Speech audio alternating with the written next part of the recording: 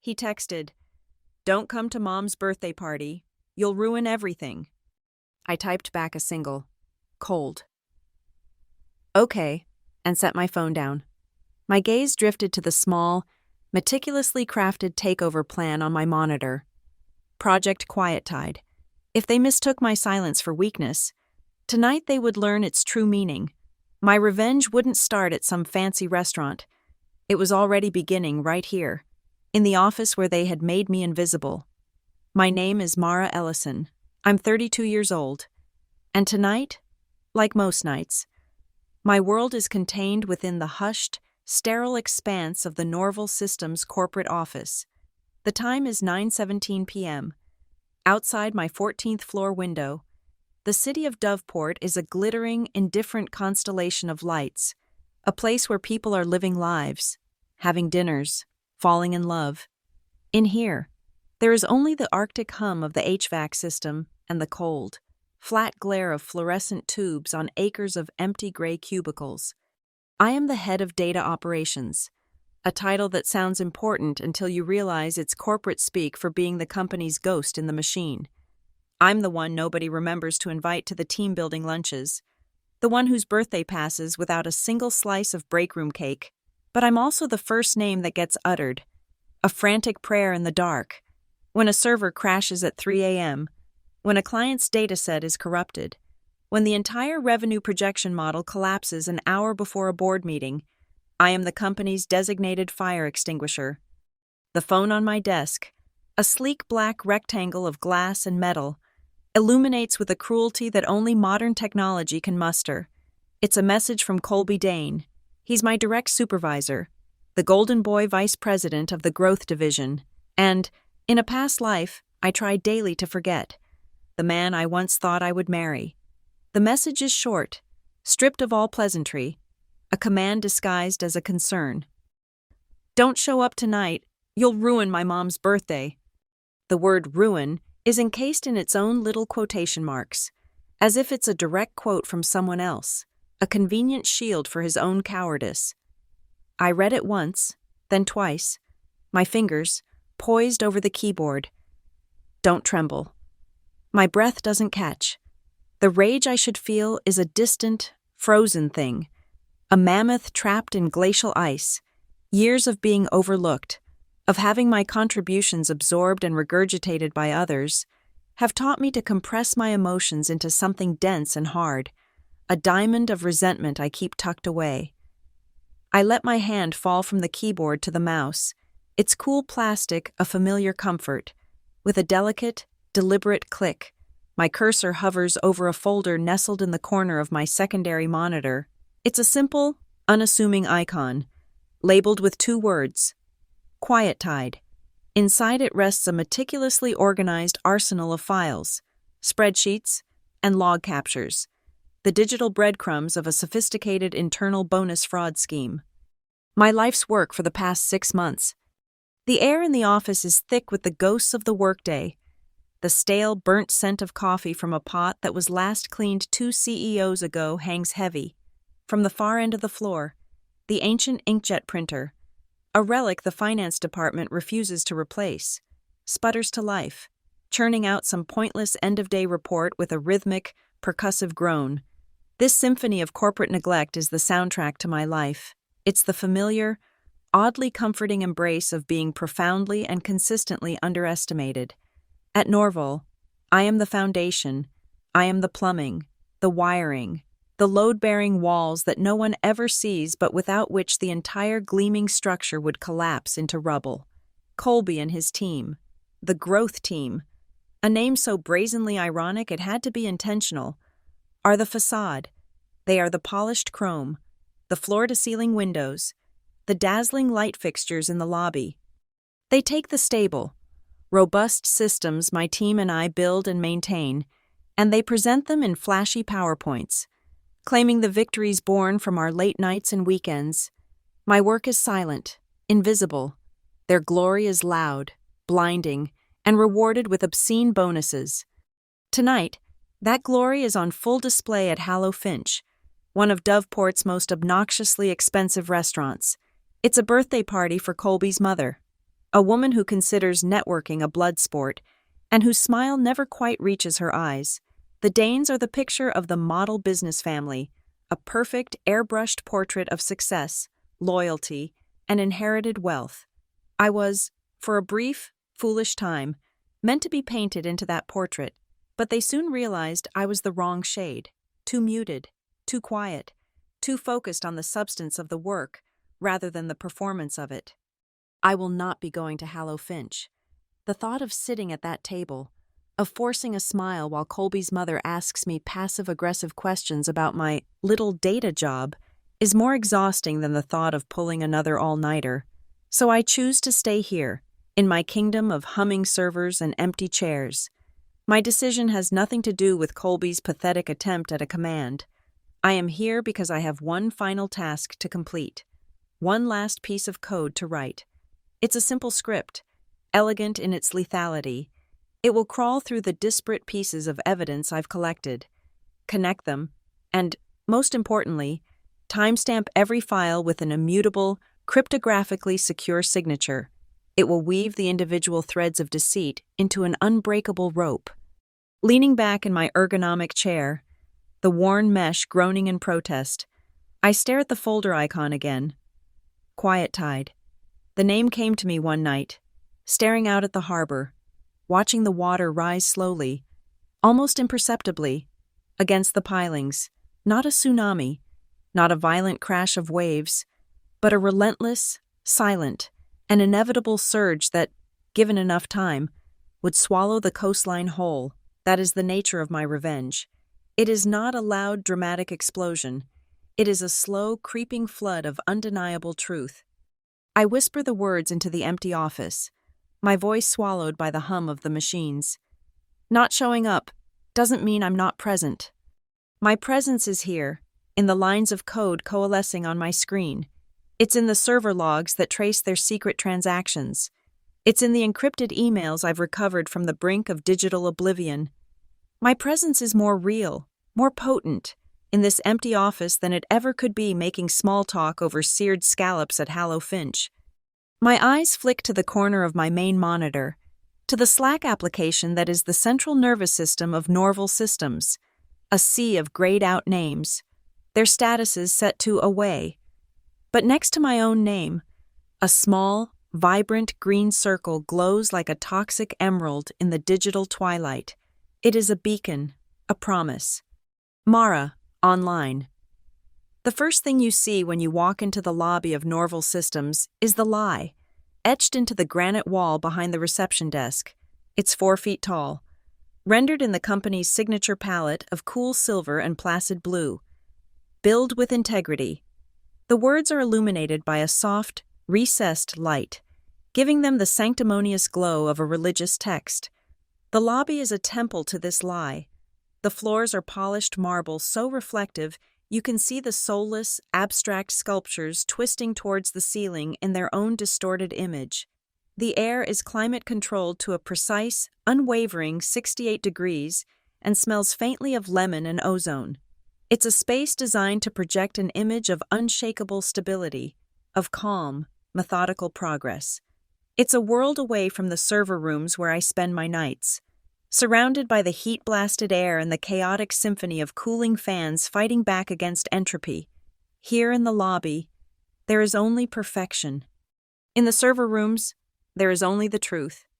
The high priests of this temple are, of course, the C-suite.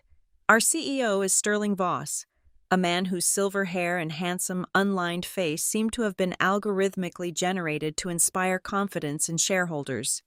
He moves with a placid, deliberate grace, and his smile is a slow, creeping thing that he deploys with surgical precision. It's a weapon of mass disarming.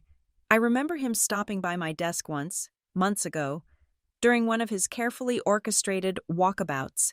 He'd placed a hand on my monitor, leaned in, and said, "Mara, isn't it? Heard you pulled us out of the fire on the quarterly analytics migration. Good work." Then he was gone, leaving behind the faint scent of expensive cologne and the hollow echo of a compliment he'd likely already forgotten. He praised the result, but he had no concept, no interest. in the 72 sleepless hours of brutal, painstaking work it took to produce it. If Sterling is the charismatic face of the company, Lenora Pike is its cold, calculating brain. As chief financial officer, she is the antithesis of Sterling's polished charm. Lenora is a woman of stark, brutalist efficiency. She wears sensible, low-heeled shoes that make no sound on the marble floors, and her dark pantsuits are tailored to be functional, not fashionable. Her gaze is her most defining feature. She doesn't look at you. She scans you, her eyes moving with a disquieting speed, as if she's instantly calculating your net worth, your vulnerabilities, and your threat level. She is a human spreadsheet, a woman who deals in the unforgiving binary of profit and loss. I have seen that gaze directed at me in meetings, and it feels like being X-rayed. There is no warmth, only assessment. And then there is Colby, Sterling's protege and Lenora's instrument. He leads the growth team, a pack of handsome, fast-talking young men who are masters of the corporate universe's most valuable skill, taking credit. They are the ones who get the client-facing roles, the speaking slots at industry conferences, the fat bonuses. They achieve this by standing on the shoulders of my team. I think of the Apex Industries crisis from last spring. Their entire client database had been corrupted by a faulty software patch pushed by Colby's team without proper testing. The call came to me at 2:47 a.m. on a Sunday. For the next 16 hours, my team and I lived on caffeine and adrenaline, meticulously rebuilding the database from fragmented backups, writing complex scripts on the fly to salvage the data.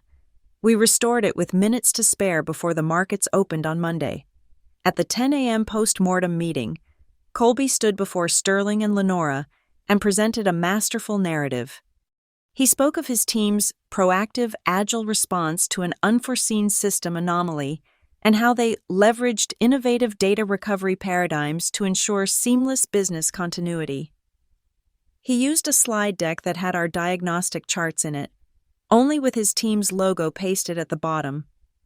My team and I sat in the back of the room, invisible, exhausted, watching the men who broke the system be celebrated for fixing it.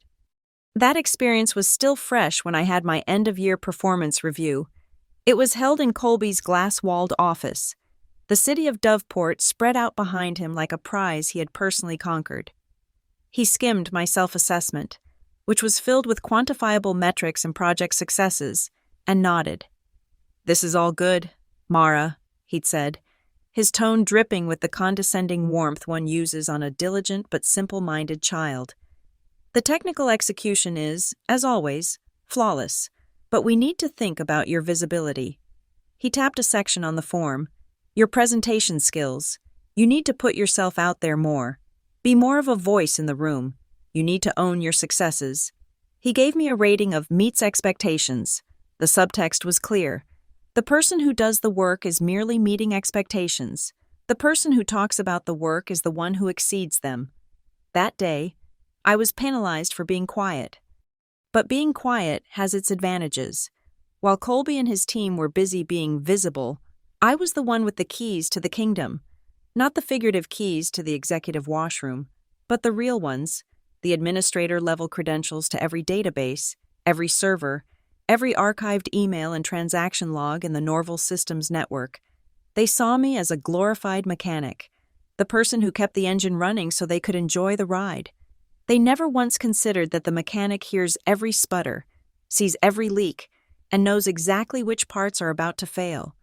They were chasing the spotlight, while I was quietly mapping the darkness. Every piece of propaganda about our amazing corporate culture, the forced fun Friday socials, the motivational posters, the hollow town halls, was a bubble, a fragile, iridescent sphere of self-congratulation, and every bubble, no matter how beautiful, needs only a single, well-placed pin to pop it. For the last 2 quarters, I had been meticulously sharpening that pin. The genesis of Quiet Tide was, like most significant discoveries, an accident. I was running a routine audit on bonus allocations, a mind-numbing task I usually automated, but a system glitch had forced me to do a manual check, and there it was, a single line item that felt wrong. A six-figure sum from the quarterly performance bonus pool had been reallocated for strategic incentivization. The recipient wasn't a person or a department, but an entity I'd never seen before, Cascade Incentives, LLC. It was a loose thread. I pulled. What I found was a shadow payroll system, elegant and audacious in its design. Cascade Incentives was a shell corporation, and its disbursements were tied to performance metrics that were being systematically inflated by Colby's team. The pattern was always the same. My team would fix a critical issue, the system would stabilize, and a week later, a performance bonus, justified by the newfound stability, would be paid out to Cascade. The work was mine, but the reward was theirs. My investigation deepened. I started correlating the payments to Cascade with another anomaly. The 7:30 a.m. Monday morning meetings, they were never on the official calendars. Colby's team would gather in a third-floor conference room they thought was off the main traffic paths.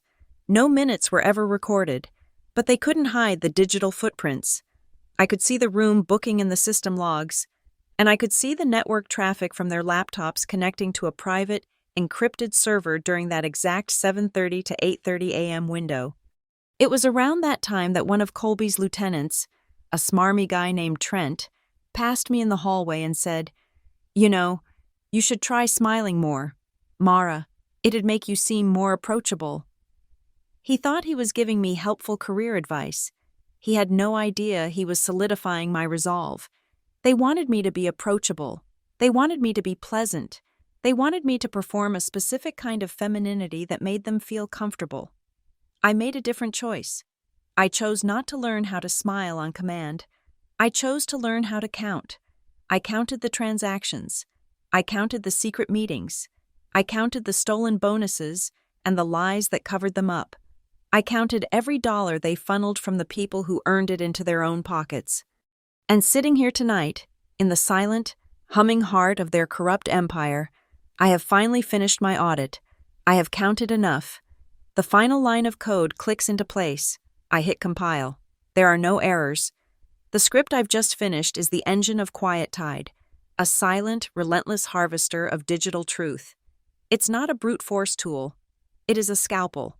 Its primary function is to weave together three seemingly disparate data streams that, in the siloed world of corporate IT, are never meant to interact.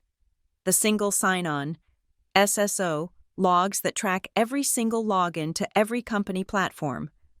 The full archives of forwarded emails, including the metadata that shows the journey of a message, not just its final destination, and the granular permission change logs for our primary share drive, which record every time a file is accessed, modified, or restricted. My script is a digital historian, capable of reconstructing conversations that were never spoken and meetings that were never minuted. I execute the script. The process is almost instantaneous. Lines of output scroll across my terminal, a waterfall of data that my brain processes not as text, but as a pattern, and the pattern is brutally, beautifully clear. At the end of the first month of every fiscal quarter, like clockwork, a specific sequence of events occurs. First, Colby submits an inflated performance report for his team. Second, a bonus recommendation based on this report is forwarded from Colby to Lenora Pike, our CFO. Third, Lenora approves the bonus, but instead of routing it through the standard payroll system, she authorizes a direct wire transfer to an external vendor. The vendor is always the same, Cascade Incentives, LLC. A quick search confirms my initial suspicions. Cascade Incentives, LLC is a ghost. It was registered 18 months ago in Blue County, a rural jurisdiction known for its lax corporate filing requirements. It has no public-facing website, no employees listed on any professional network, and its registered address is a PEO box at a mail forwarding service. It is a digital black hole designed for the sole purpose of receiving money. The authorization signature on every single transfer is Lenora's. The performance justification for every transfer originates with Colby, but the money doesn't just sit in the Cascade account. My script follows the trail further, through two more layers of digital obfuscation. until it reaches its final destination, a digital wallet. The registered owner of that wallet, the ultimate beneficiary of nearly $2 million in stolen bonuses over the last year and a half, is an entity named M.E. Lark. M. Lark. My blood runs cold for a single, terrifying second. My name is Mara Ellison. E. The initials are a perfect match. The implication is a punch to the gut. They weren't just stealing. They were building a cage and putting my name on the door. It was their contingency plan, their escape hatch. If the scheme ever came to light, they would point to the logs, to the mysterious M.E. Lark, and then to me, Mara Ellison, the quiet data nerd with administrator access to everything. The perfect scapegoat. They probably thought it was clever, a subtle little anagram or a wink and a nod. But it isn't clever. It's clumsy. It's arrogant. And that arrogance was the first crack in their facade, the first mistake that allowed me to slip my fingers in and pull their whole rotten structure apart. An anagram of Mara Ellison would be something like, a loner is llama. Ma-e. Lark is just obvious. It's a trap laid by someone who underestimates their target's intelligence.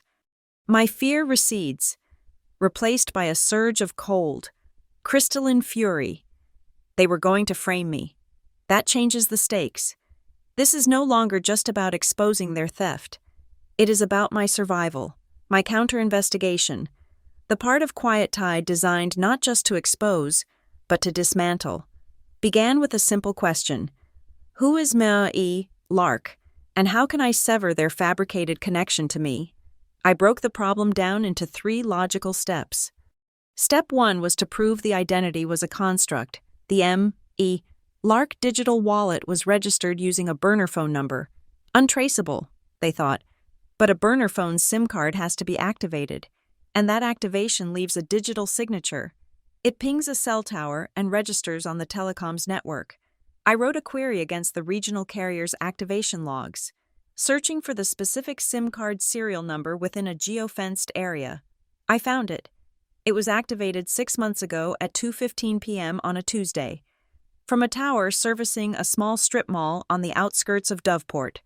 That strip mall contained a big-box electronics store. I then cross-referenced that exact date and time with Norval's corporate expense reports. And there it was. A receipt for a miscellaneous electronics purchase for $49.99, filed by Colby's personal assistant.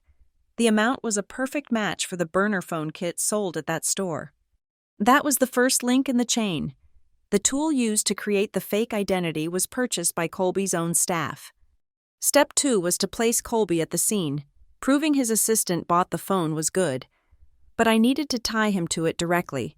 The strip mall had a notoriously poor security camera system, but the parking lot was covered by a single, wide-angle camera. The resolution was terrible, a grainy, washed-out image.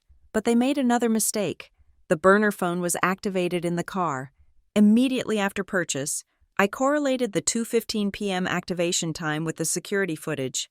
For hours, I scrubbed through the blurry video, enhancing frames, searching for any recognizable feature, and then I found it. For a brief, 3-second window, a dark blue sedan pulls out of a parking spot. The sun glints off the rear bumper, and for just a moment, the license plate is almost perfectly clear. Almost. I used an image enhancement algorithm, the same kind law enforcement uses, to de-blur the characters. The result was a crystal clear, 6-character string. I ran it against the DMV database. The car, a late-model Audi, was registered to one Colby Dane. The second link, Colby himself was physically present when the instrument of the frame-up was brought to life. Step 3 was the final, irrefutable connection. The kill shot. The M.E. Lark digital wallet had been accessed multiple times over the past few months to check the balance. These logins were always from a different IP address, routed through a VPN to mask their origin. Amateurs. A VPN masks your public IP address, but it doesn't mask the digital fingerprint of the device you're using, and it doesn't mask your connection to the local network before you even reach the VPN. I control the local network. I combed through the Wi-Fi access point logs for the entire Norval campus, searching for the unique MAC address of the device that was logging into that wallet. I found it. The device was a company-issued tablet, officially assigned to a defunct project but kept active. I then cross-referenced the login times to the wallet with the physical location of that tablet on the Norval network.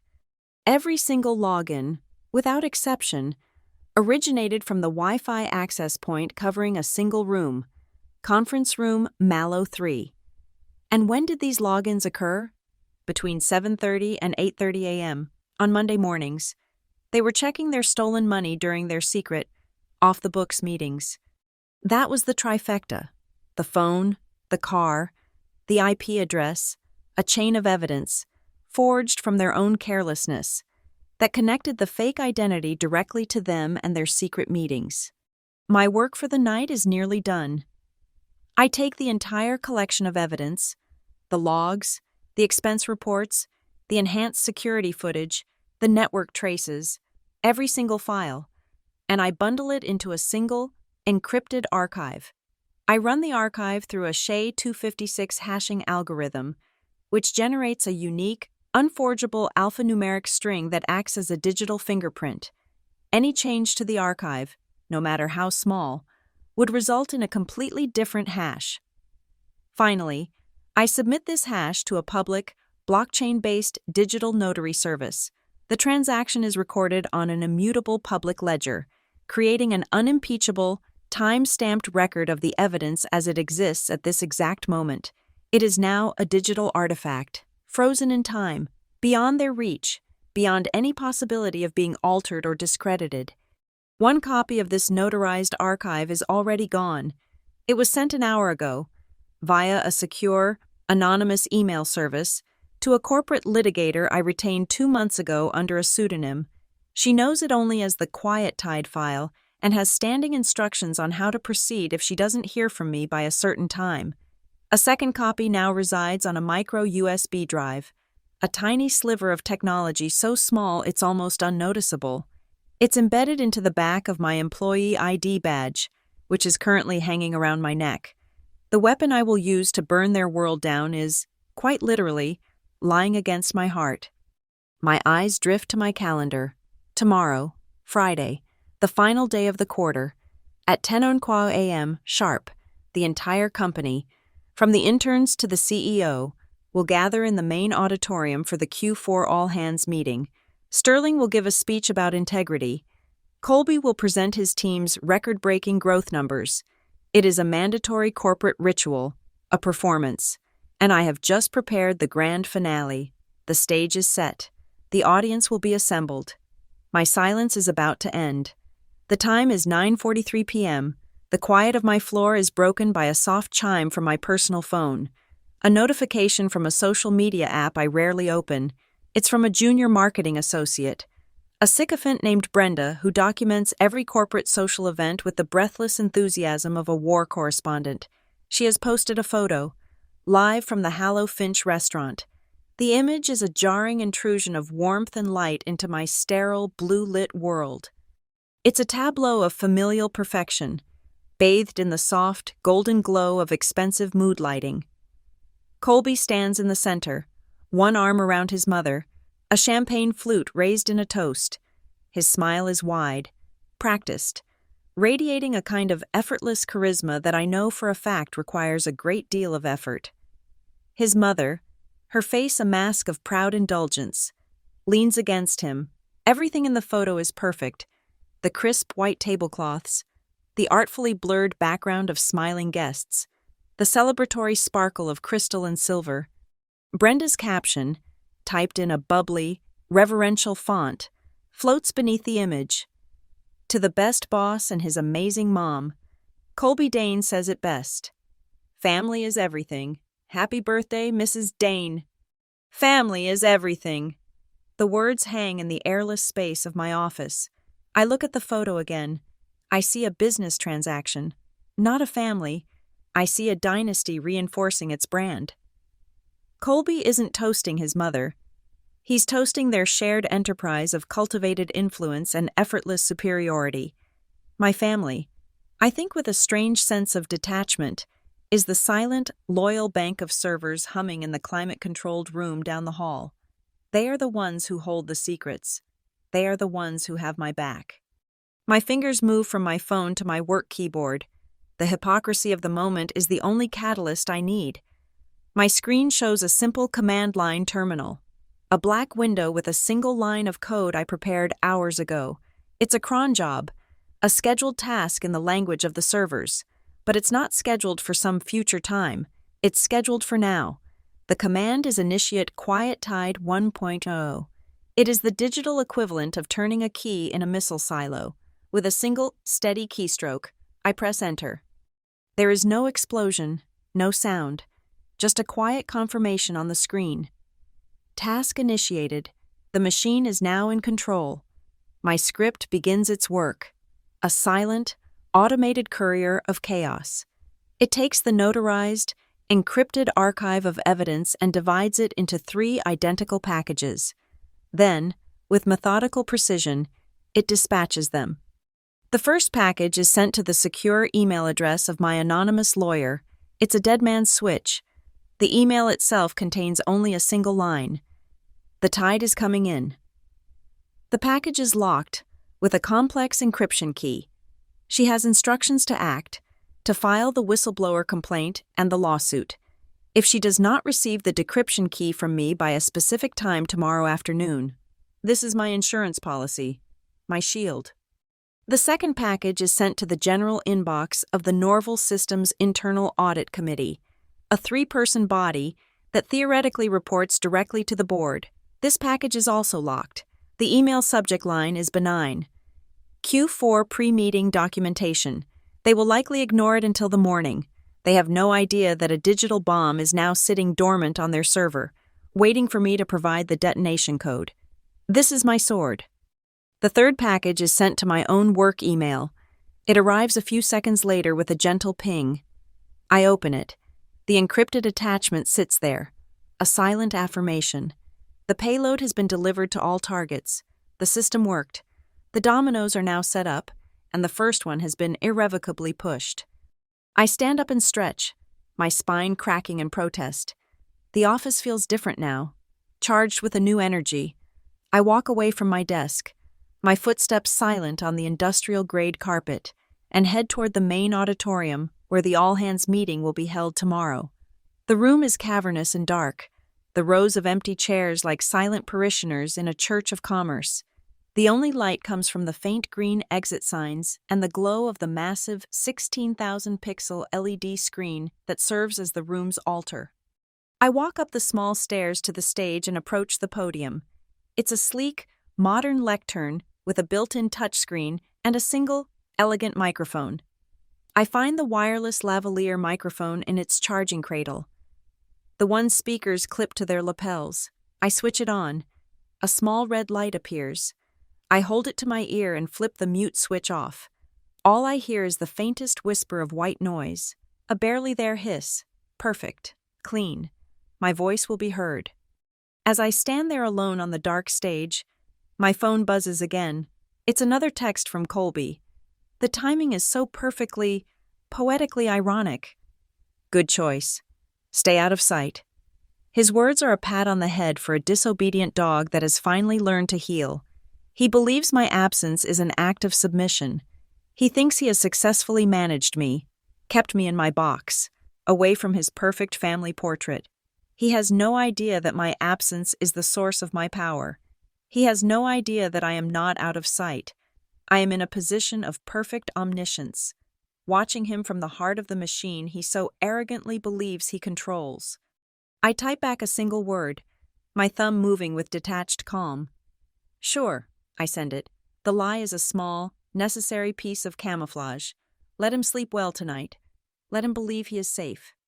I walk back to my desk and sit down. The worn cushion of my chair a familiar comfort. I pull up Brenda's photo on my monitor again, enlarging it until the pixels begin to blur. I zoom in on the details. The pearl necklace around his mother's throat. A classic symbol of old money and established power.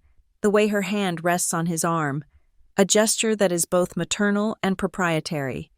The confidence in his eyes, the easy arrogance of a man who has never known a single day of real struggle. It is a perfect picture of everything I'm about to destroy. My gaze drops from the screen to the reality of my own desk. There is no warm, golden light here. There is no champagne. There are only 3 objects, sitting in the cool blue glow of my monitor. The first is my employee ID badge, hanging from a worn Norval Systems lanyard. To anyone else, it is a simple piece of plastic. To me, it is the key, the physical housing for the USB drive that contains the second copy of my life's work. The second is my coffee mug, a cheap ceramic thing I've had for years. It's stained brown on the inside from thousands of cups of bad coffee, and there's a small, hairline chip on the rim. It is a testament to the long, unglamorous hours of actual work. The third is a file open on my primary monitor. The title slide reads, Q4 2025, a proposal for operational transparency and process improvement. It's the presentation I volunteered to give at the all-hands meeting tomorrow, an offer Colby approved with a dismissive wave, assuming it would be 5 minutes of boring charts about server uptime. A proposal for improvement? No, that's not what this is. I scroll to the next slide. A clean, corporate flowchart. Then the next, a bar graph showing data throughput. It all looks so benign. But I know what the data really represents. This isn't a proposal. It is a beautifully illustrated, graphically rendered indictment. With a final click, I shut down my machine. The only light left is the faint blue standby light on the monitor. I stand up and turn off the single overhead fluorescent tube that had been illuminating my cubicle. The room plunges into a deeper darkness. I walk to the window, and my reflection floats over the glittering expanse of the city lights, a ghost in the machine, staring out of the machine's eyes. "See you tomorrow," I whisper to the woman in the glass. The morning of the Q4 all-hands meeting arrives with a cold, metallic tang in the air. The Norval auditorium is packed, a sea of 1,000 employees dressed in varying shades of business casual, murmuring with the low-grade buzz of a mandatory corporate gathering. On the massive 16K LED screen that dominates the stage, the Norval Systems logo rotates slowly over a backdrop of smiling, diverse stock photo models. The words, Q4 2025, Building Our Future, with Integrity, pulse with a soft blue light. It's a cathedral of commerce, and the sermon is about to begin. At precisely 10:03 a.m., the lights dim and the music swells. Sterling Voss strolls onto the stage. Not a hair out of place. His smile calibrated to the exact frequency of reassuring leadership. He is met with a wave of polite, obligatory applause. He glides to the podium, his movements fluid and confident. "Good morning, Norval family," he booms, his voice rich and resonant. I watch him from the wings, my heart a steady, rhythmic drum against my ribs. I am not nervous, I am prepared. Sterling launches into his usual spiel, a tapestry of corporate jargon and vague, inspirational platitudes about synergy, disruption, and shareholder value. My eyes scan the front row. Lenora Pike sits perfectly still, her hands folded in her lap, her posture ramrod straight. She is not watching Sterling. She is scanning the crowd, her gaze a silent, constant audit of the human assets before her, to her right. Colby stands at the side of the stage, basking in the reflected glow of the CEO. He looks relaxed, triumphant, a prince waiting for his coronation. He catches my eye for a fleeting second and gives me a small, almost imperceptible nod. It's a gesture of dismissal, the kind you give to a piece of furniture you've acknowledged is in the room. He thinks he knows what's coming. Sterling wraps up his opening remarks. And now, as we look toward a more transparent and efficient future, we have a brief presentation from the backbone of our operations, a team that works tirelessly behind the scenes to keep our engine running. He consults his tablet. Please join me in welcoming Mara Ellison, our head of data operations, who will be sharing some insights on operational transparency. A ripple of surprise goes through the executive section. I see Colby's smile falter for a microsecond. His head cocks to the side, a flicker of confusion in his eyes. He approved this presentation, yes, but he expected it to be buried in the middle of the agenda, a 5-minute bathroom break for the rest of the company. He did not expect me to be the lead-off hitter after the CEO. I, however, am not surprised at all. I had a quiet word with Sterling's executive assistant yesterday, framing my presentation as a critical data integrity briefing that the CEO needed to see. I walk onto the stage. The applause is scattered, confused. Most of the people here barely know who I am. I clip the wireless microphone to my blazer, my movements steady and deliberate. I reach the podium and place my hands on either side of it, looking out at the 1,000 faces turned toward me, their features washed out by the glare of the stage lights. "Good morning," I say. My voice, amplified by the state-of-the-art sound system, is calm, clear, and devoid of emotion. My name is Mara Ellison. For the past 6 months, my team has been engaged in a deep-level audit of our internal processes, with a focus on improving efficiency and transparency. I press the advance button on the wireless clicker in my hand. The huge screen behind me changes. The smiling stock photos are gone, replaced by a stark, vivid heat map of the Norval system's internal network. It's a complex web of interconnected nodes, but a single, thick, blood-red river of data flows from one side of the screen to the other. This, I say, gesturing to the screen, is a visualization of our internal bonus allocation stream over the past 18 months. I let the image hang there for a moment. A low murmur begins to spread through the auditorium. The chart is anonymous, just raw data, but the sheer volume of the Red River is unsettling. It represents millions of dollars, flowing in a single, concentrated path. The room, which had been buzzing with ambient chatter, begins to fall silent. I click again. The slide changes. The heat map remains. But now the camera is zooming in, following the Red River to its final destination. A single, unassuming corporate logo comes into focus. The overwhelming majority of discretionary performance bonuses, I continue, my voice even and measured, have been consistently routed to a single external vendor. The name appears on the screen in massive, silver letters, Cascade Incentives, LLC. The murmur in the crowd sharpens into a distinct, audible hiss of whispers. Heads turn. People are pulling out their phones, searching the name. I see Colby, out of the corner of my eye, take a half step forward, his body language screaming a single, panicked question. What is she doing? Lenora Pike, in the front row, has not moved a muscle. She is a statue carved from ice. I let the silence stretch, letting the weight of the name on the screen sink in. Then, I lean slightly closer to the microphone. Data doesn't lie, I say, my voice dropping a little, drawing them in. It's impartial. It has no agenda. It just waits. It waits for someone to ask the right questions.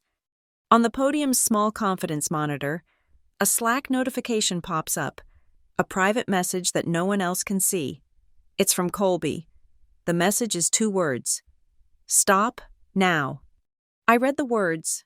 I feel a grim, satisfying smile touch the corners of my lips for a fraction of a second. I lift my gaze from the monitor and look directly out into the darkened auditorium. I raise the clicker in my hand, my finger resting on the button. I press it. The screen changes again. The corporate slide format is gone, replaced by a full-screen video.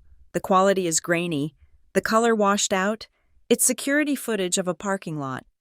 The right questions, I say, my voice now a narration track to the scene unfolding behind me, often lead you to unexpected places. The video plays. A dark blue sedan pulls out of a parking space. The camera zooms. The image pixelates, and then an algorithm I wrote myself snaps the license plate into sharp, undeniable focus. Colby's license plate. They lead you to the purchase of a burner phone, used to register a ghost entity. The screen cuts to a new image, a rapid-fire scroll of network logs, a string of IP addresses. They lead you to a series of encrypted logins, all routed through our own internal network. The screen cuts again, a close-up of a digital document, A wire transfer authorization for a six-figure sum. A digital signature is scrawled at the bottom. The signature is clean, precise, and it glows on the screen with a faint red light. It says, L. Pike. The auditorium is now utterly, completely silent. The only sound is my voice and the hum of the ventilation system. The air is thick with shock. I click again. The video montage ends, replaced by a clean corporate timeline graphic.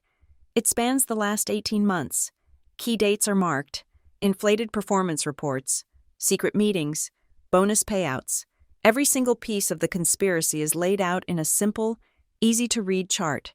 At the top of the timeline, a series of red boxes highlights a recurring event every Monday morning, 7:30 a.m. Conference room Mallow 3, the place where they logged in, the scene of the crime. I let the timeline burn itself into their retinas. I can feel 1,000 pairs of eyes on me, can feel the collective, dawning horror of 1,000 employees realizing that the foundations of their company are rotten. I click one last time. The timeline vanishes, replaced by a stark white slide. In the center, in huge, black letters, are three simple words, a question, the only question that matters now. Who benefits? I take a half step back from the podium. I look from the screen to the front row. Colby is ashen, his face a mask of disbelief and terror. He looks like a man who has just watched his own ghost walk onto the stage. Lenora Pike is still motionless, but a single muscle in her jaw is twitching, a tiny, frantic tell in her otherwise perfect composure. Sterling Voss, who had been standing at the side of the stage, has gone rigid, his CEO smile frozen and grotesque. I let the question hang in the air for 5 seconds. 10. The tension is a physical thing, a crushing weight in the room. I can see the gears turning in 1,000 minds as they connect the dots I have so carefully laid out for them. The car, the signature, the secret meetings. My finger is on the button. The final slide is loaded. The answer to the question. I take one final, deep breath. Then, I press reveal. The click of the button is a small, insignificant sound in the vast, silent auditorium, but its effect is seismic. The screen behind me flashes, wiping away the stark white question. In its place, a single, devastating line of text appears, rendered in the same cool corporate font as our company's logo. It is the answer. It is the end. Beneficiary, LP Advisory Trust. The name hangs in the air, a puzzle the audience begins to solve in a collective, silent rush of dawning comprehension. Not lark, something else, something familiar. I give them no time to speculate. I lean into the microphone, my voice a blade cutting through the silence. LP, I announce, letting the initials land with the force of a physical blow. As in, Lenora Pike. A sound ripples through the auditorium, a sharp, collective intake of breath, 1,000 gasps coalescing into a single wave of shock, and then, as if pulled by an invisible string, every head in the room swivels, every eye, from the interns in the back rows to the vice presidents in the front, turns to fixate on the woman sitting motionless in the first row. The entire company, in a single, unified motion, turns to stare at its chief financial officer. Lenora does not flinch. She remains a perfect effigy of corporate composure, her back straight, her face a blank mask, but the weight of 1,000 accusing stares is a tangible force, an immense pressure that even she cannot fully withstand. I am the only one still looking forward, my gaze fixed on the abyss of the darkened crowd. The lark identity was a plant, I state, my voice devoid of triumph, a simple recitation of fact. It was a decoy, a beautifully constructed narrative of deceit designed for one purpose, to create a plausible scapegoat. If this scheme was ever discovered, the trail was designed to lead directly to the one person with the administrator credentials and the quiet disposition to be easily framed. It was designed to lead to the keeper of the data. I pause, letting the implication settle. It was designed to lead to me. Colby, who had been frozen in a state of shock, now looks from me to Lenora, his face a canvas of dawning, sickening realization. He was a pawn. He was the muscle, the face of the operation, but he was not the mastermind. He was just another tool, and he, too, was disposable. They were arrogant, I continue, and I press the clicker again. The screen changes, displaying a new piece of evidence, one I had held back for this exact moment. It's an email, a screenshot of a message recovered from the deepest, most secure archives of our server, a message Lenora thought she had permanently deleted.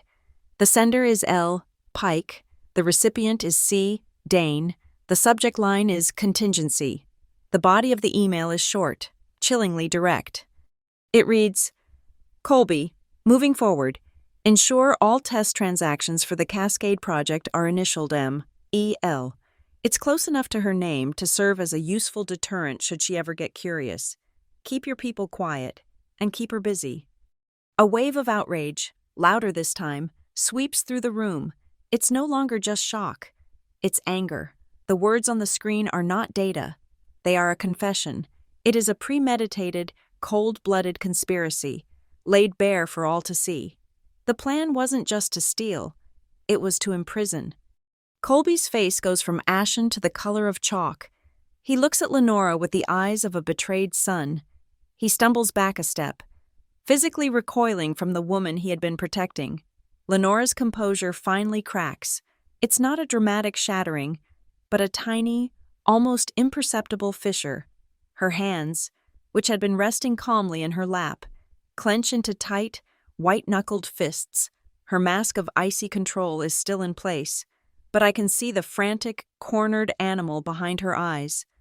I have one more piece of data to deliver, the number, the final, brutal, unforgivable number.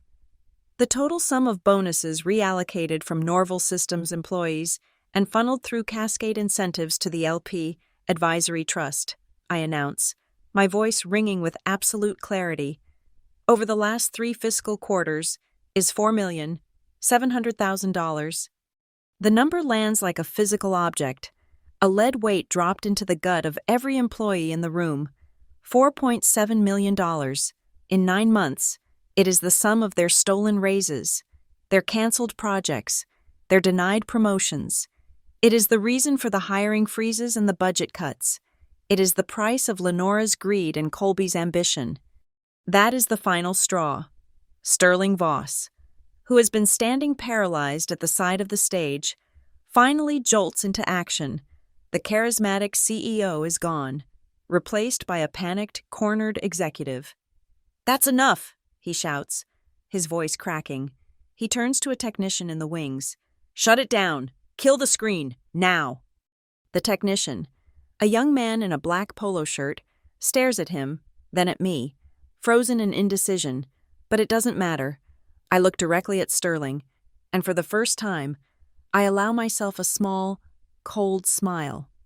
"You can't," I say, my voice calm, almost conversational, yet it carries across the entire, silent room. "It's not possible." Sterling stares at me, his face contorted in a mask of fury and confusion. "What do you mean? You can't?" "This presentation isn't running from the local network, Sterling," I explain patiently, as if talking to a child. "When I initiated the sequence last night, the content was mirrored to a secure third-party server owned by my legal counsel. It is currently streaming on a locked, timed schedule. You have no control here. None of you do." And as if on cue, a new sound fills the auditorium. It starts with 1, then 2, then a dozen. The unmistakable chime of a new email notification. Within seconds, it becomes a cascade, a symphony of pings, chimes, and buzzes as hundreds of phones and laptops, all belonging to Norval's management and executive teams, light up in unison. My gaze finds the audit committee members in the second row. They are staring at their phones, their faces pale. The email they received last night, the one with the benign subject line, has just been unlocked. The decryption key was the final slide of my presentation. They are now in possession of the entire, unalterable archive of evidence.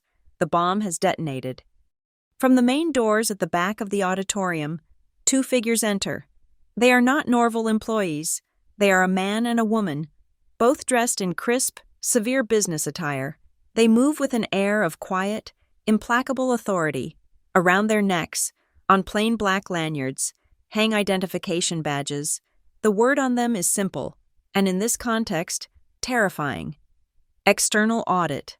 They walk slowly, deliberately, down the center aisle, their footsteps the only sound in the room. They are not here to investigate. They are here to secure the crime scene. They are right on time. My work here is done. I take a step back from the podium. The microphone's still live. I look past the chaos, past the panicked executives and the shocked employees, to the back wall of the stage. There, illuminated in a soft, heavenly glow, is the company slogan, "Build with integrity." For the first time since I walked through these doors 5 years ago, the words don't feel like a lie. They feel like a punchline, a piece of savage, public irony, and the entire company is in on the joke. The silence in the auditorium is a thick, ringing void. The chaos of the last few minutes has collapsed into a state of suspended animation. No one moves, no one speaks. The two auditors have reached the front row, their progress down the aisle having been as solemn and inexorable as a funeral procession. They stop, one in front of Lenora, one in front of Colby. The exchange is conducted in low, professional tones, but in the dead silence of the room, every word is audible. "Ms. Pike," the woman says, her voice devoid of any emotion, "we'd like you to accompany us to your office. Please bring your laptop and your phone." It is not a request. Lenora looks up at the auditor, and for the first time, I see her not as a formidable executive, but as a woman whose world has just been reduced to the space of a single office chair. Her face is a blank slate, all the fight having drained out of it, leaving behind a brittle, empty shell. She gives a single, sharp nod, stands, and without a glance at anyone, not at Sterling, not at Colby, not at me, she turns and walks toward the side exit, the female auditor following a respectful but non-negotiable 2 steps behind. The exit door clicks shut behind them, an act of quiet, surgical removal. The male auditor turns his attention to Colby. "Mr. Dane," he says, his voice equally flat, "please surrender your access card and all company-issued devices." Colby stares at him, his mouth slightly agape, his face a mess of confusion and betrayal. He looks like a man still trying to process the fact that the building he was standing in has just imploded. My access card?" he stammers, as if the concept is alien to him. "Now, please," the auditor insists, holding out a hand. Slowly, his movements clumsy and uncoordinated, Colby reaches for the lanyard around his neck, the same lanyard he wore with such casual arrogance just minutes ago. He fumbles with the clip, his fingers refusing to cooperate. Finally, he gets it free and places the plastic card into the auditor's waiting palm. The gesture is a public stripping of his identity, his power, his place in the Norval hierarchy. It is a bloodless procedural execution. The auditor pockets the card, gives Colby a final, dismissive glance, and then turns to follow his partner out of the room. Colby is left standing alone, untethered, a ghost at his own funeral. With the immediate threats neutralized, Sterling Voss finds his footing. He scurries back to the center of the stage, his face pale, but his voice straining for a note of command. He is in full damage control mode. "Ladies and gentlemen," he begins, his voice trembling slightly before finding a more stable register. "As of this moment, Ms. Pike and Mr. Dane have been suspended from all duties, pending the results of a full, independent investigation."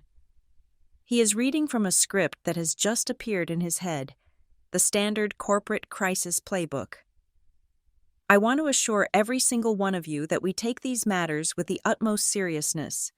The actions of a few individuals do not reflect the values of this company. He is trying to reclaim the narrative, to stuff the genie of truth back into the bottle of corporate platitudes. While he speaks, I am still standing at the podium, the wireless microphone still clutched in my hand. On the outside, I am as still and composed as Lenora was, but on the inside, a storm is raging. The adrenaline that has been coursing through my veins for the last 12 hours is beginning to recede, leaving behind a profound, bone-deep tremor. My heart is a frantic drum against my ribs, a wild, panicked beat that is completely at odds with my placid exterior. I can feel the delayed shock, the immense, terrifying weight of what I have just done, settling over me. I have detonated a bomb in the center of my own life, and I am standing at ground zero. Sterling is about to dismiss the crowd, to send them back to their desks to gossip and speculate, but I am not finished. I raise my hand, a small, quiet gesture, but on the massive screen, my magnified image makes it look like a royal decree. Sterling stops mid-sentence, surprised. I have not been dismissed. I take a half step forward, back into the spotlight's glare. The investigation is a necessary step, I say, my voice cutting through Sterling's faltering speech. But an investigation only looks backward. We also need to look forward. I press the clicker one more time, the screen, which had been frozen on the damning email from Lenora, changes to a final slide. It's a clean, elegant diagram of a new proposed system. At the top, in the same placid blue of the Norval logo, are two words: Silent Chorus. I see confusion on the faces in the audience, and on Sterling's. I call it Silent Chorus, I explain, because the most critical parts of any system are often the ones that don't make the most noise, the ones that work quietly, thanklessly, to maintain the integrity of the whole. My eyes find the section of the auditorium where the engineers and data scientists are sitting. They are my people, the other ghosts in the machine. They are leaning forward, their expressions intense, engaged. They understand. For too long, we have operated on a system that rewards the loudest voice, not the most effective work, I say. We have mistaken presentation for progress. This new system proposes a series of automated, impartial checks and balances, a way to ensure that contributions are logged, that data is immutable, and that transparency is not a talking point, but a fundamental, unbreakable protocol. I look out at the sea of faces. Silence isn't submission, it's a way of listening to all the noise, of finding the signal, of hearing the things that are never said in meetings.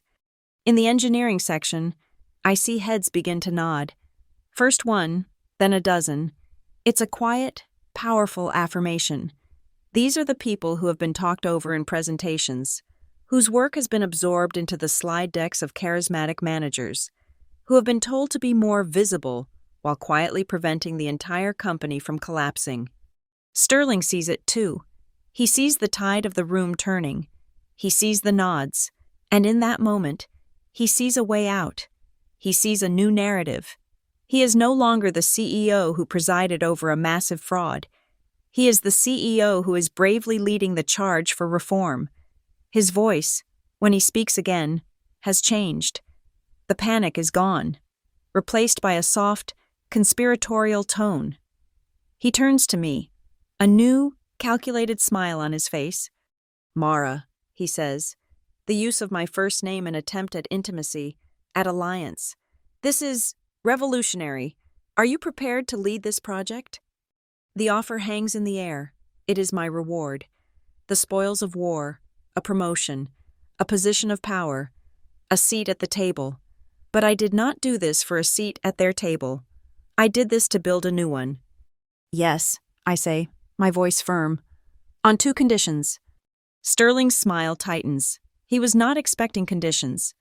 "First," I say, "my entire team is to be brought into the new Operational Transparency Division with a clear, published, and merit-based path for promotion. There will be no more glass ceilings for the people who hold up the floor.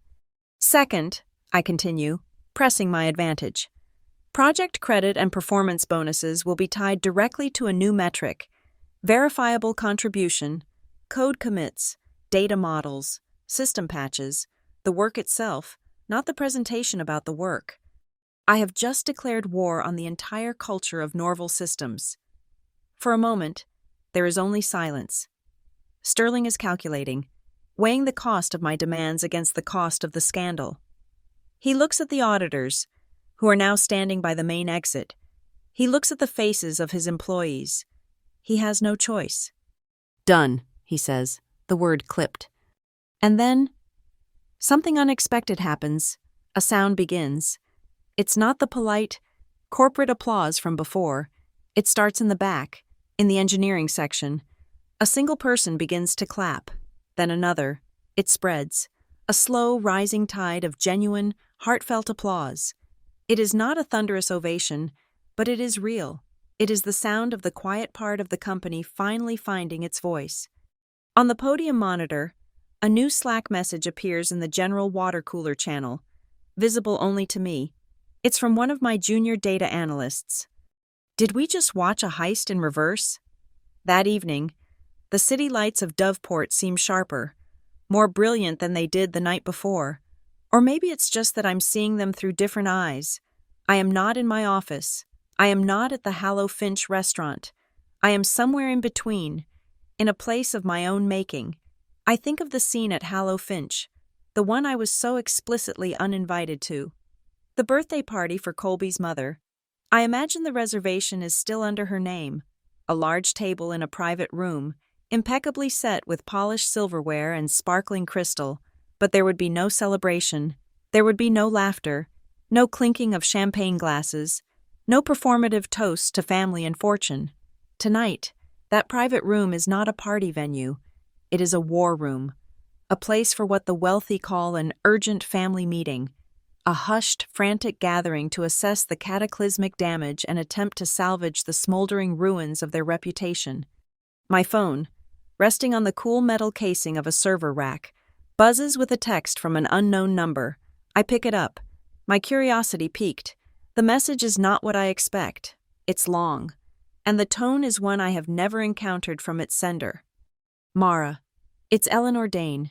I know this is a difficult time, but I'm asking you, please come to the restaurant. We need to talk.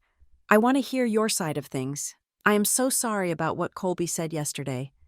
Eleanor Dane, Colby's mother, the matriarch of the dynasty, the queen of the passive-aggressive compliment, a woman whose approval I once craved with a pathetic, youthful desperation. 24 hours ago, her son, acting as her proxy, commanded me to stay away lest I ruin her perfect evening. Now, she is personally inviting me, pleading with me, apologizing to me. The reversal is so total, so absolute, it's almost dizzying. It's an invitation born not of hospitality, but of desperation. She doesn't want my company. She wants information. She wants to gauge my intentions, to see if there is a way to negotiate, to mitigate, to control the narrative I now so completely own. I read the message once, then a second time. I see the words for what they are. A summons, an attempt to pull me back into their orbit, to make me a participant in their drama, to reduce my actions to a personal grievance that can be soothed with apologies and maybe even a check. A year ago, I would have agonized over this message. I would have drafted a dozen responses, my fingers trembling, desperate to say the right thing, to be the bigger person, to smooth things over. But I am not that person anymore. I am not the woman who waits by the phone for an invitation. I am not the girl who needs permission to enter a room. I have stopped asking for a seat at the table. I have built my own. I set the phone down, screen side up, and leave the message unanswered. My silence, once again, will be my reply. Instead of the cloying, perfumed atmosphere of a high-end restaurant, my evening is spent in the place where my power was forged. The main data center. My party is here, in this vast, bald room, the holy sanctuary of the company's secrets. The air hums with the lifeblood of Norval systems, the chorus of 1,000 server fans singing a song of pure, unadulterated data. My team is with me. The other quiet ones, the ghosts. We are celebrating our victory not with champagne, but with lukewarm pizza eaten off stacks of printer paper, the grease staining the schematic diagrams. The only mood lighting is the rhythmic, hypnotic blinking of the server status lights, a galaxy of green and blue LEDs reflecting in our tired, smiling eyes. The sound is not of polite chatter, but of genuine, exhausted laughter. The kind that only comes after a long and brutal battle has been won. This is real. This is earned. In a moment of quiet inspiration, I pull out my phone and open a floral delivery app. I select a large, elegant bouquet of white Casablanca lilies. They are beautiful, fragrant, and deeply symbolic. They are the flowers of funerals and apologies. I type in the delivery address for Hallow Finch and compose the note for the small, elegant card. The words come to me easily. Wishing you a peaceful birthday, M.E. I stare at the signature before I hit send. M.E. The initials they chose for their phantom, the name they tried to brand me with, the identity of their scapegoat, Mar-E, Lark. But this signature is not a lie. This is me, Mar-E, Mara Ellison, my name, my real name, deployed not as a shield or a disguise, but as a statement, a quiet declaration that I am not hiding anymore. I send the order. About an hour later, a junior engineer on my team, a brilliant young woman named Priya, holds up her phone. Mara? You might want to see this. It's a photo from a different group chat, one for the sales and marketing teams. It was posted by someone who had a dinner reservation at Hallow Finch tonight and had, with a morbid sense of curiosity, peeked into the Dane family's private room. The photo is a portrait of devastation. It shows the long, beautifully set table I had imagined, but it is almost entirely empty. There are only 3 people, huddled at one end, their forms blurry and indistinct. The rest of the chairs are vacant, silent witnesses to a party that never was. And in the center of the table, a perfect, multi-layered birthday cake sits untouched, its decorative candles still unlit, its celebratory message rendered a mockery by the emptiness surrounding it. The bouquet of white lilies I sent is there, a ghostly presence in the middle of the desolation. I look at the picture of their empty table, their uneaten cake, their ruined celebration. Colby's text from last night was an unspoken invitation to disappear. My response, delivered through my work, my silence, and this final, poignant image, was a quiet confirmation that I had. An unspoken invitation has been answered by an unspoken truth. I turn away from the image of their failure and back to the locus of my success. I walk to a spare terminal I've set up amidst the server racks, the blinking green lights of the network switches reflecting on the screen. Waiting in my inbox is an official PDF from Human Resources, sent on the direct authority of Sterling Voss. The subject is, Offer of Promotion, Director of Operational Transparency. Attached is the official charter for the Silent Chorus Initiative, outlining my authority, my budget, and my team's new mandate. It includes, just as I demanded, the new policies on promotion transparency and contribution-based credit. I open the document, I read my new title, I read my conditions, now codified into official company policy. This is not a hollow apology from a desperate family. This is a binding contract. This is the new reality. With a steady hand, I move the cursor to the signature line. I type my full name, Mara Ellison, and the system authenticates it with my digital credentials. I hit Accept. The screen confirms my action. It is done. The power is now formalized.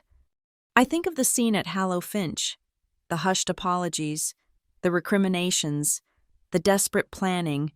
Their night is one of endings, of frantic attempts to cap a wound that will likely fester for years. My night, here in the humming heart of the machine, surrounded by my loyal team and the cold, hard certainty of the data, is one of beginnings. Their party ended in apologies.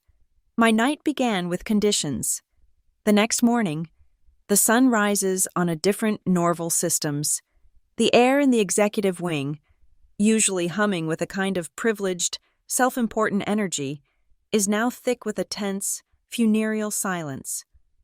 I am summoned not to an office, but to a place I have only ever seen from the outside, the Alder Room. It's the board's inner sanctum, a conference room encased on 3 sides by floor-to-ceiling glass, making it feel like a transparent cube suspended over the city. It is a room designed for high-stakes decisions, a place where fates are decided in hushed clinical tones. When I enter, the occupants are already seated around the massive, polished mahogany table. Sterling Voss is at the head, but he looks diminished, his usual charismatic glow replaced by a pallid, strained exhaustion. To his right are the 3 independent members of the board of directors, flown in overnight on the company jet. They are the true power now. There is a stern-looking woman with severe, graying hair, a man with the impassive face of a veteran litigator, and a younger, tech-savvy board member who is staring intently at a tablet. They are not the usual sycophants and yes-men who populate Sterling's executive team. These are the company's ultimate custodians, and their faces are masks of cold, hard appraisal.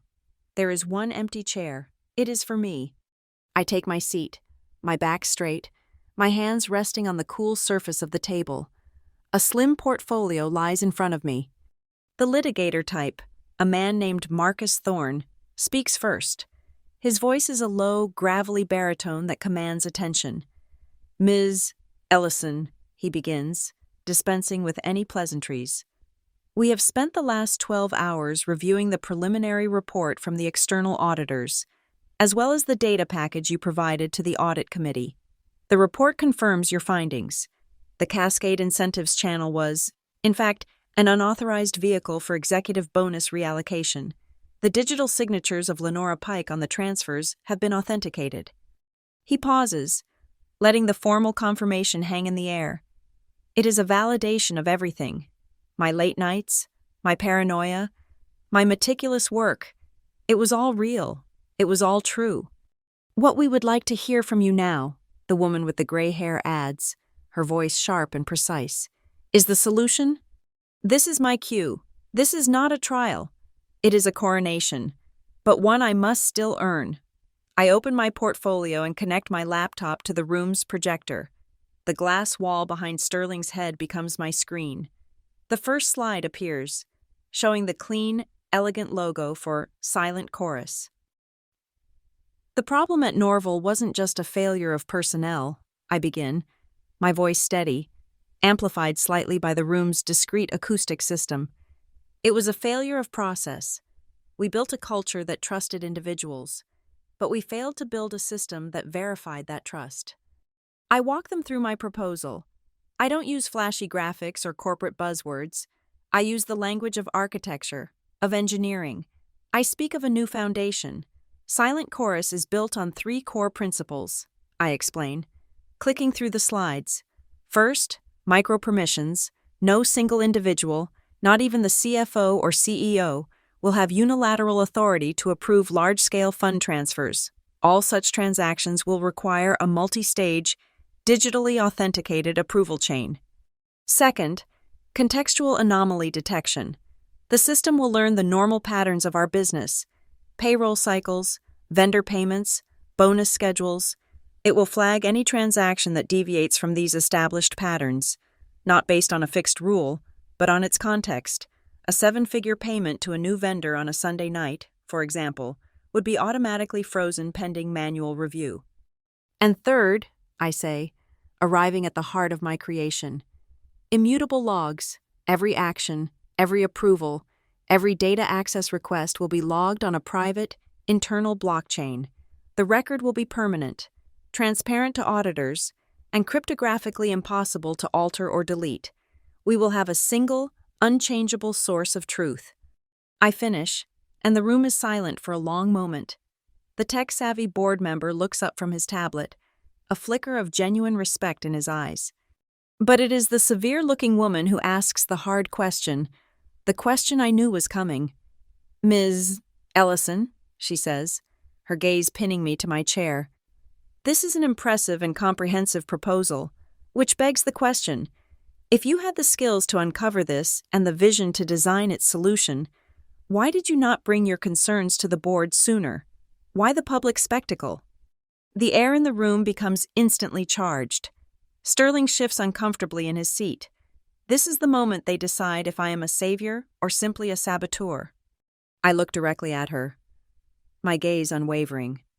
Because if I had reported it sooner, I say, my voice dropping to a low, intense register, it would have been disappeared. A quiet internal investigation would have been launched. The data would have been scrubbed. The individuals involved would have been quietly reassigned, and the problem, the deep, systemic, cultural problem, would have been buried. It would have vanished, just like every other significant contribution my team and I have made for the past 2 years. My answer hangs in the air, an indictment of the very culture they oversee. It is a truth so raw and so undeniable that there is no possible rebuttal. I have not just exposed a crime, I have exposed the system that made the crime possible. The silence is broken by Sterling. He clears his throat, seeing his moment to once again reframe the narrative in his favor. Mara has identified a critical vulnerability, he says, his voice now smooth, adopting the tone of a visionary leader. And she has provided the solution. That is why, with the board's approval, I am formally offering her a new, senior executive position, reporting directly to me, Director of Operational Transparency. He is offering me the keys to the kingdom. He is offering me a title, a salary, a place in this very room. I look at the glass wall, at my own reflections superimposed over the city skyline. I see a woman I almost don't recognize. She is not hunched over a keyboard in a dark office. She is not trying to make herself smaller. Her shoulders are back. Her head is held high. She is not bowing to anyone. I turn my gaze from my reflection back to the board. I accept, I say, with additional conditions. Sterling's practiced smile wavers. First, Norval Systems will immediately implement a robust, independently managed whistleblower protection program. There will be a safe, anonymous channel for any employee, at any level, to report misconduct without fear of retaliation. Retaliation will be a fireable offense. I look at the board members. They nod. Second, I continue, I want a full, retroactive audit of all quarterly bonus allocations for the past 3 years. Any funds found to have been improperly reallocated will be repaid, with interest, into the general employee bonus pool for this fiscal year. This is not just about punishment. It's about restitution. The gray-haired woman gives a curt, decisive nod. The litigator murmurs his assent. The terms are acceptable, Thorne says. A legal aide quietly enters the room and places a contract in front of me. It is my offer letter, already amended with my conditions. I pick up the pen. The weight of it feels significant, a scepter of this new, strange power. I sign my name. The ink is dark and final, as if summoned by the act itself. My phone, lying face down on the table, buzzes. I know who it is before I even look. I excuse myself for a moment. My part in the meeting now concluded. I pick up the phone and look at the screen. A single, final message from Colby. You've ruined everything. The word is there again. Ruin, the same word he used to banish me from his mother's party. The final, desperate cry of a man who still believes the world revolves around him. A man who sees the destruction of his own corrupt world as the destruction of everything. He still doesn't understand. He never will. My fingers move across the screen, typing a reply that is as swift and as final as the signature I have just put on my new life. No, I type. I fixed it. I hit send. Then I block his number. Late afternoon light, the color of old gold, streams through the massive glass facade of the Norval Systems lobby. The space, which yesterday felt like a cold, impersonal temple to a false god, now feels different. It feels like a space in transition, a stage after the final act, waiting for the sets to be struck. I am standing alone in the center of the vast marble floor.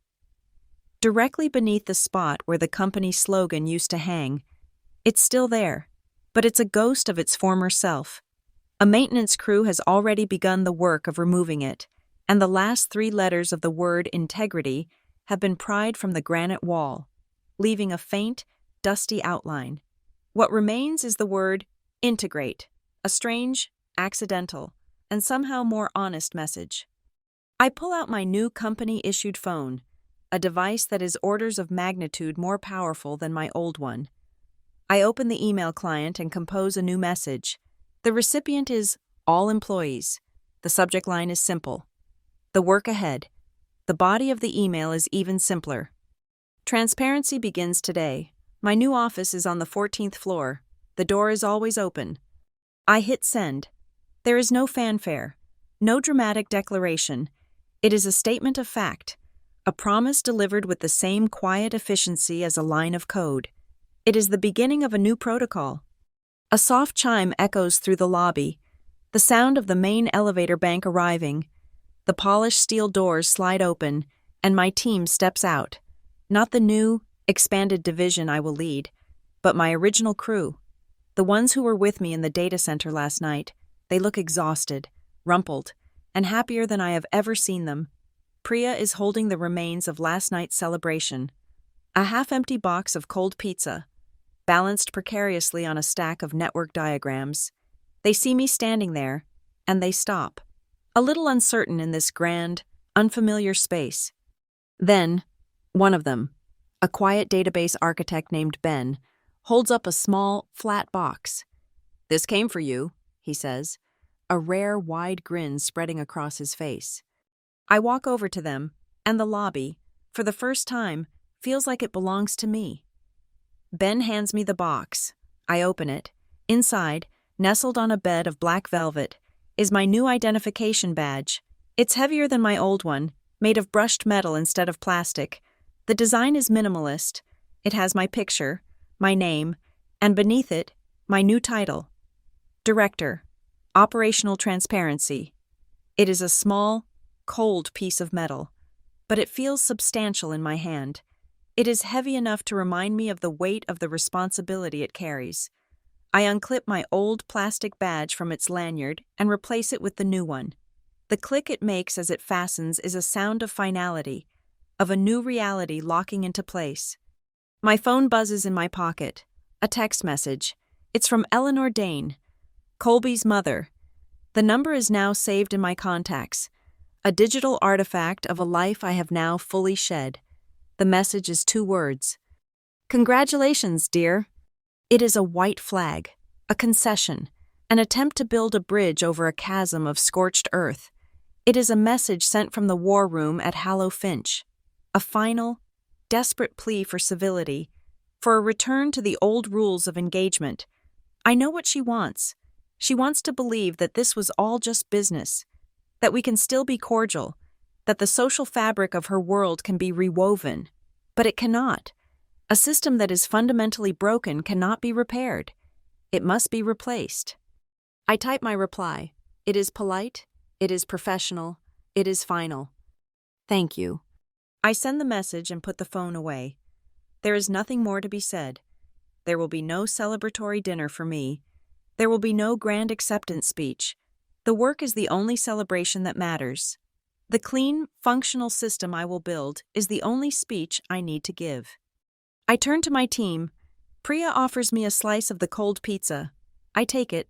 We stand there for a moment, a small, quiet island in the middle of the vast marble expanse, sharing the spoils of our silent war. The old Norval is dead.